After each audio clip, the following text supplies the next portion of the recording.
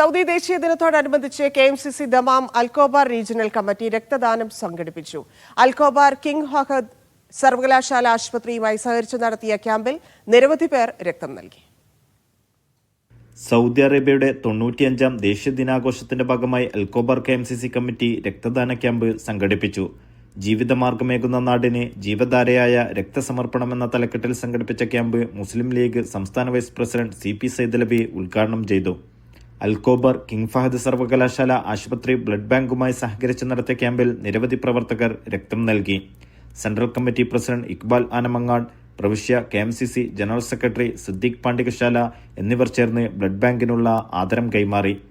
സലീം തുറക്കൽ, മൈദുണ്ണി പാലപ്പെട്ടി, ഹുസൈൻ നിലമ്പൂർ, ആബിദ് പാറക്കൽ, കലാം മീൻചന്ത എന്നിവർ നേതൃത്വം നൽകി. Media 1 Dammam.